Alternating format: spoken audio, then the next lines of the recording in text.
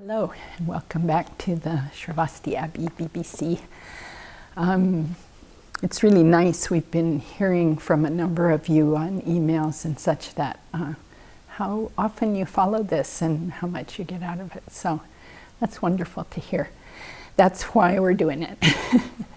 I'm still going on the theme of refuge. And have talked about it in general, and then talked about refuge in the Buddhas, refuge in the Dharma, a little bit on refuge in the Sangha. I wanted to reference the wonderful BBC that Venerable Jigme just did. Was it yesterday or day before? Can't remember. On Thich Nhat Hanh's look at the Sangha that we practice with, and taking refuge there. So I decided that the piece that's coming up in my mind the most, and that I haven't talked about at all, is refuge in our spiritual mentors. And this is a concept more tied to the Vajrayana path than the Mahayana path. It becomes very clear and explicit when we move into the path of Tantra. But even before that, this is a very important concept to be thinking about. And so this morning, I pulled out some teachings from Venerable Chitran on how to rely on our spiritual teachers. So let's just do a little quick review of this whole thing of refuge. If we had no problems and we were in wonderful circumstances, we wouldn't have any need for it. But this is not our condition. So the first thing about refuge is always for us to recognize what kind of condition are we in. And this morning I woke up with quite a difficult, grumpy mind, and I also had this huge doubt rise yesterday. It was so interesting just watching it, like a thundercloud on the horizon, and it just came and it went over the whole thing, and I got very foggy, the whole thing being my mind, and it was like, this path is something Tibetan. This doesn't even make sense to me. I don't know why I'm chanting and ringing bells and in languages. I mean, it just was going wild, this whole there was a little diatribe going on by part of my mind, which comes and goes. You know, I mean, it can come and go with doubt like it did, or it can come and go with anger, but yesterday it was definitely doubt. What I was happy about was, because of practice, I was able to stand in it and go, this is doubt. This is doubt, and it's big doubt, and okay, just kind of be over there going around telling your story, but I'm following my teachers. So this morning, again, I woke up and it was kind of, it went down last night because I heard a wonderful teaching by Venerable Jigme in Coeur d'Alene, and it went way down, and then this morning I woke up and boom, it was back. So then I often come back to the basics when this happens, and I say, is it true I'm gonna die? Yes. Is it true that I'm experiencing kindness from people? Yes. Then I just sit with those two, and it kind of, it gives an anchor. It kind of flattens out all the yo-yo mind going up and down. I believe, I don't believe, I think this, I think that. So this is the kind of mind we need to take refuge from. And if you're like me, which I think is pretty human, all day long these states of mind rise, you know, frustration, anger, confusion, doubt, whatever, craving, and on they go. So this is what we're taking refuge from. So the teacher is the one that's guiding us, and there's often an analogy made to climbing mountains, and I like that one, because once I climbed Mount Hood with a guide. Had I not been with the guide, I have no doubt that I would have died up there, because an ice bridge broke in right before he and I, who were roped together, went across, and then we had to find, that was where everyone had come up in the morning. We had to go down the mountain a bit, which was pretty dicey, and find a different place to cross this huge crevasse to get back. he knew how to do this, So this is what the teacher is, taking us up this fantastic mountain that we really don't even know what our next step is, what it's going to look like, what is it like when we get there to Buddhahood. We don't know, but the teacher knows enough to say, put your foot here, put your crampon here, put your ice axe here. You need to rope up. This right here is quite a dangerous place. This is kind of nice here. You can just walk along. Don't look up, don't look down, help the others. This is what is happening with us. So what Venerable says about this is, just as we need teachers to teach us how to drive cars or to cook spaghetti, we didn't know how to do this to start with, and how to do all of the other things we do. Definitely in a spiritual path, we also need a teacher. We need guidance, and then we need to know how to take, this is a wonderful phrase, how to take the essence of the relationship with our teacher so that we have a good one and that we can benefit from it. And she goes on to say, and this comes up a lot in emails, people email the Abbey saying, I don't have a teacher.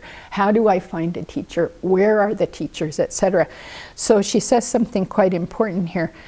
I recognize that not everyone here may feel they have a teacher. The Buddha is actually the teacher to all of us. So if you don't feel you have a connection yet on this plane, this life, then you take the Buddha as your teacher. And as time goes on, then you might find, as you practice this I want to call it concrete relationship with someone in their human body. We'll talk more in a minute about that.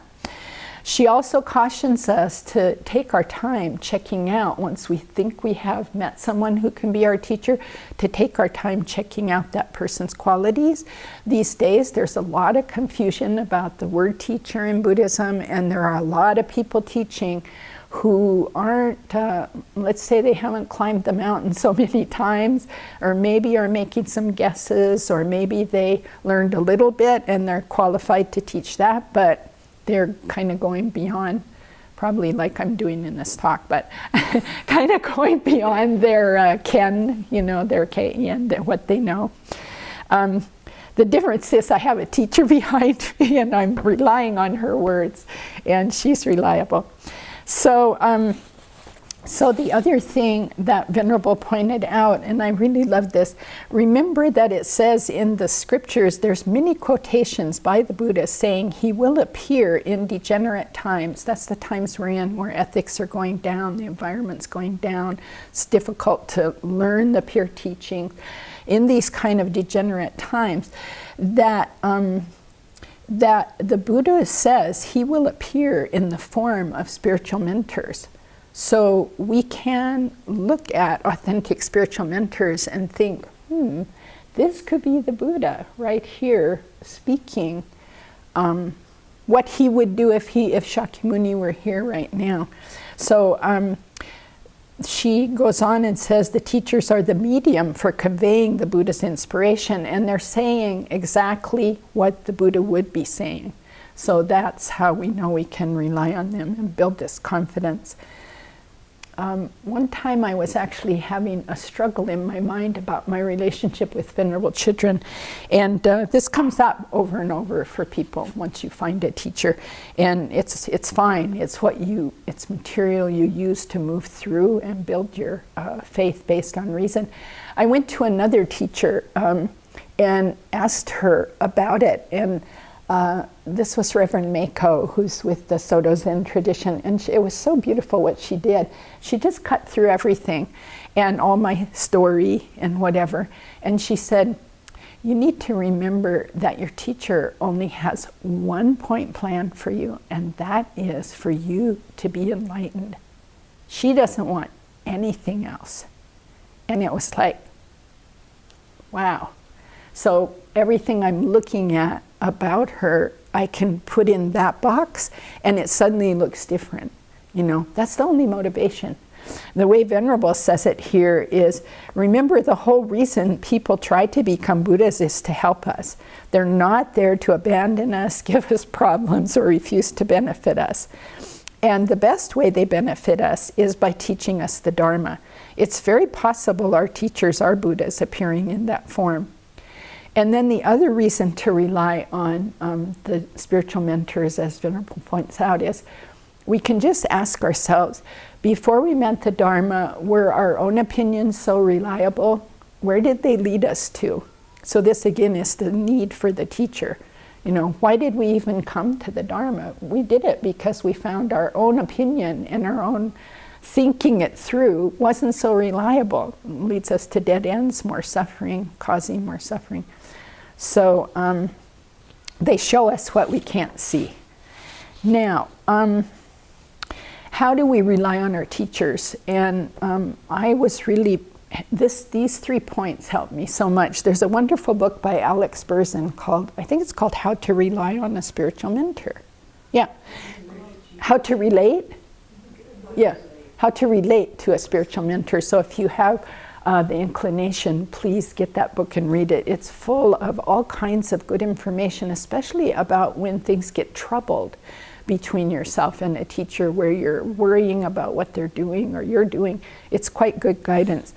Part of what he says and part of what comes out of the Lam Rim is an essence of 3 steps, and I go over them every once in a while to myself. Relying on or taking refuge in your teacher, how do you do it? Number 1, support them and their practice with dana. You know, your teacher needs to have a place and a way to continue studying and teaching.